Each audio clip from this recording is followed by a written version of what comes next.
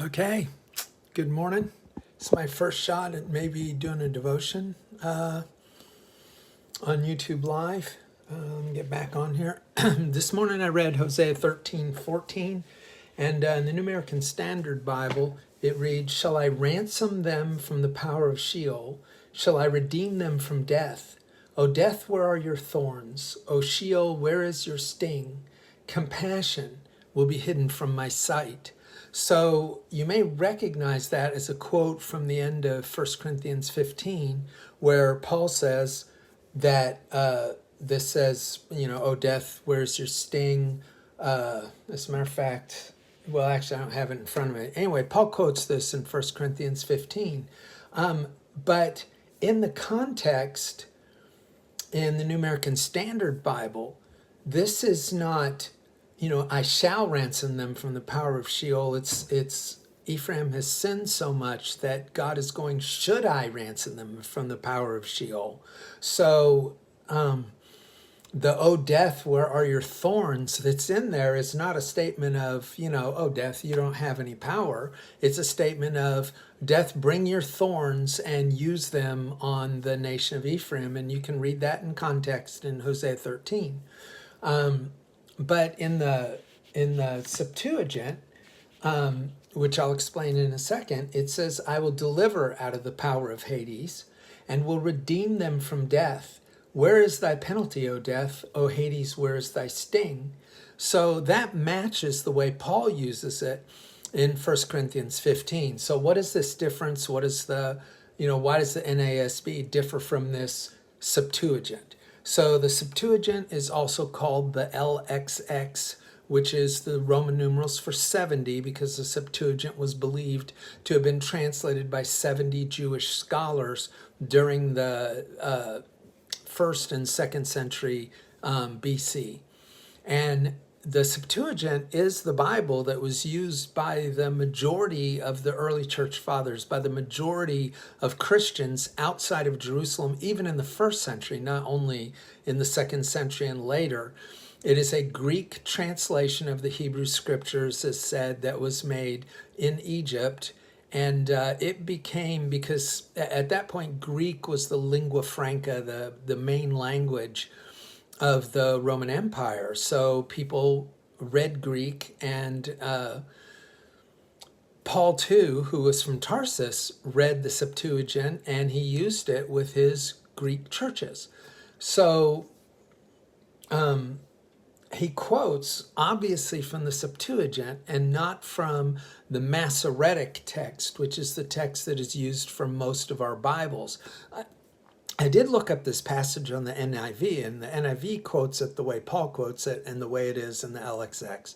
So the difference between the Septuagint and the Masoretic text is that the Septuagint is a translation of a very old text that we can't verify any other way than by the Septuagint.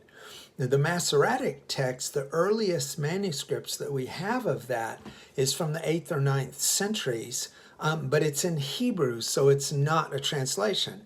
So the question is always, what's more important, a translation, or what's a better testimony to what was originally in the Hebrew Bible? Translation that was made in the 1st or 2nd century BC, or the actual Hebrew text, but 1,000 years later? Who introduced the most changes? The Masoretes, who were trying to keep the text perfect for 1,000 years, how many errors did they introduce? Or the translators in the 1st and 2nd century BC, did they introduce errors? So which of those are the best testimony to the original text? And that's an argument. But the other argument you have to take into account is the vast majority of quotes in the New Testament are from the Septuagint, from the text that is witnessed to by the Septuagint, versus the Masoretic text 900 years later. These quotes don't always line up with it. As a matter of fact, the majority of the time it doesn't. It lines up with the Septuagint instead. So that was an interesting thought in my devotions this morning, and that's what I wanted to pass on for you.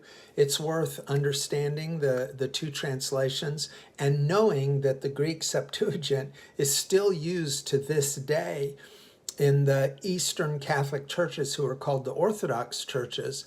The Roman Catholic churches switched to Latin, and they weren't like the Roman Catholic Church. They were the Catholic churches of the West back in the 3rd century when they started using a Latin translation of the Bible. And eventually in the 5th century, very early 5th century, Jerome translated the Masoretic text, the Hebrew, translated the Hebrew into the Latin Vulgate. And that Latin Vulgate, the Latin translation of the Hebrew scriptures done by Jerome in the early 5th century, that and an update that was done in the 8th century were used as the Bible, like the King James was used for several centuries in the English-speaking world. In Europe, the Roman Catholics were using the Latin Vulgate.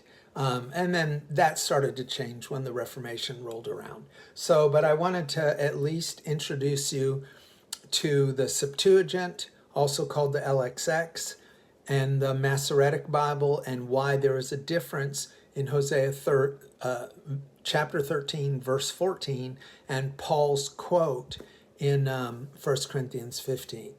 Thank you. Actually, I guess I better figure out how to end this.